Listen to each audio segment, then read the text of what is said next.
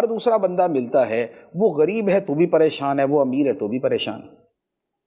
کبھی کہتا جی گھر میں دل نہیں لگتا، کبھی کہتا باہر دل نہیں لگتا، کبھی کہتا کاروبار صحیح چل رہا ہے لیکن پھر بھی سکون نہیں ملتا۔ اور ایسے ایک نہیں، ایسے ہزاروں، ہزاروں نہیں، لاکھوں، لاکھوں نہیں، کروڑوں لوگ ہیں۔ صرف پاکستان کا حال یہ ہے کہ جو اس فیلڈ کے لوگ ہیں، جو یہ سائیکالوجی کی فیلڈ کے لوگ ہیں، وہ یہ کہتے ہیں کہ پاکستان میں بلا شبہ کروڑوں کی تعداد میں سٹریس کے اور انگزائٹی کے مریض ہیں، لیکن لوگوں کو خود اس کا احساس نہیں ہے کہ یہ کوئی مرض ہے۔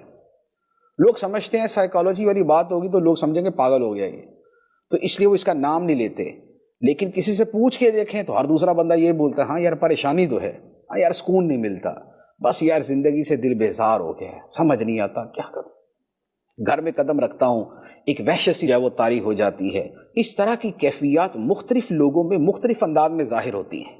تو وہ جو ہم اپنے سٹریس کا، اپنی انزائٹی کا، اپنی ڈپریشن کا اور اپنی پریشانیوں کا اور یہ جو دل کی گھبراہٹ ہے، اس کا جو علاج تلاش کرنے کے لیے پھر کبھی ادھر جاتے ہیں، کبھی ادھر جاتے ہیں، کبھی وہ دیکھتے ہیں، کبھی وہ سنتے ہیں، کبھی گانے سننے کی طرف چلے جاتے ہیں، کبھی فلم دیکھنے کی طرف چلے جاتے ہیں، کوئی شراب میں ڈوب جاتا ہے، کوئی تاش کے پتوں میں چلا جاتا ہے، اور کوئی دوائی کھانا شروع کر دیتا ہے، کوئی علاج کروانا شروع کر دیتا ہے، اور رنگ برنگے طریقے اختیار کیے جاتے ہیں، لیکن کچھ دیر کے لیے سکون ملتا ہے، پھر سکون چلا جاتا ہے۔ کچھ دیر سکون ملتا ہے لیکن پھر وہ سکون چلا جاتا ہے۔ کیوں؟ اس لیے کہ سکون کا جو اصل منبع ہے، جو اصل ماخذ ہے، جہاں پر خدا نے سکون رکھا ہے، اس شے کو حاصل نہیں کرتے۔ اور وہ کیا ہے؟ وہ اللہ کی یاد ہے، اللہ کی عبادت ہے۔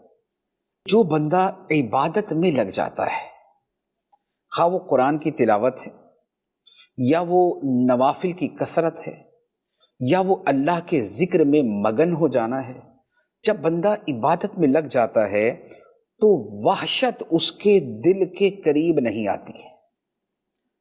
کیوں نہیں آتی؟ اس لیے کہ مالک حقیقی خود اس کا مونس ہو جاتا ہے، خدا وند قدوس خود اس کا انیس ہو جاتا ہے، اس کا دوست ہو جاتا ہے۔ اور قرآن پاک کی آیت مبارکہ سے یہ مفہوم بڑا واضح ہے۔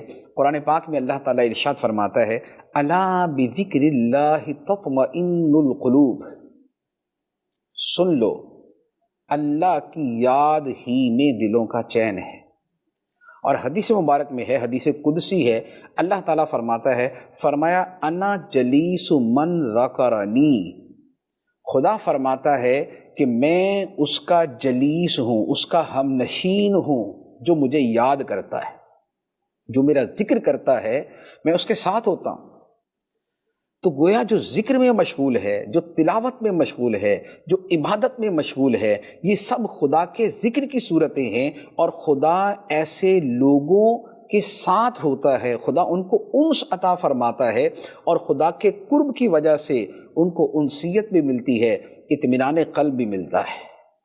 اسی لیے آپ غور کریں، اولیاء کرام کی زندگی کے بارے میں پڑھتے ہیں، ان کی زندگی میں نہ تو اربوں کھربوں روپے کی رقم ہوتی ہے، نہ بڑے بڑے بنگلے ہوتے ہیں، نہ ان کے پاس عالی شان سواریاں ہوتی، عام طور پہ اگر ہوں بھی تو کوئی منع نہیں ہے، لیکن عام طور پہ نہیں ہوتی۔ ظاہری اسباب دنیا ان کے پاس نہیں ہوتے، لیکن کیا آپ نے کبھی کسی ولی کی زبان سے بے صبری کے کلمے سنے؟ کہ آپ نے حالات میں پڑھا ہو کہ جناب فلاں اتنے بڑے ولی جو تھے وہ بڑے پریشان ہوتے تھے اور لوگوں سے کہتے تھے یار دل نہیں لگتا، بس دل پریشان ہے، بس ٹینشن سی رہتی ہے۔ کبھی کسی ولی کے بارے میں ایسے جملے سنے پڑے آپ نے؟ نہیں۔ کیوں؟ پیسہ تو نہیں ہے ان کے پاس، ان کے پاس محلات بھی نہیں ہیں، عمدہ سواریاں بھی نہیں ہیں، لیکن دل کا سکون ہے، دل کا سکون ہے۔ وہ کیسے؟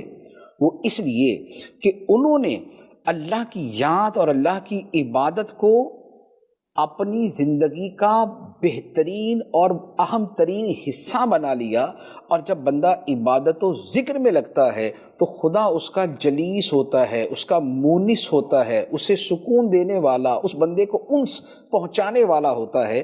تو ان ذرائع سے جو اسے سکون ملتا ہے وہ اس کے دل میں قناعت پیدا کر دیتا ہے، آخرت کی رغبت پیدا کر دیتا ہے، دنیا سے بے رغبتی پیدا کر دیتا ہے۔ تو یہ والی جو دنیا کی چیزیں ہوتی ہیں یہ اسے پریشان نہیں کر پاتی۔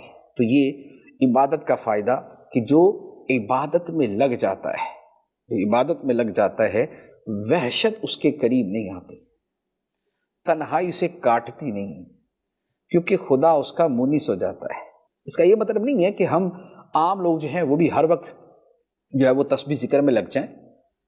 ہم نے جو اپنی دنیا کے کام کرنے ہوتے ہیں، جو گھر کا نظام چلانا اور جو امور دنیا وہ چلانے ہوتے ہیں، اور اولیاء کرام بھی چلاتے رہے، بس یہ ہے کہ دل جو ہے وہ خدا کی طرف لگا رہے، اور جب موقع ملے تو پھر زبان بھی تسبیح میں لگ جائے، ذکر میں لگ جائے، نماز کی قضا نہ ہو، نماز کی پابندی ہوتی رہے، تلاوت قرآن کرنے کی روزانہ توفیق ملتی رہے، ذکر الہی زبان پہ جاری رہے، درود و سلام کا ورد رہے، اپنی زندگی کا پورشن بنائیں، اسی زندگی کا حصہ بنائیں۔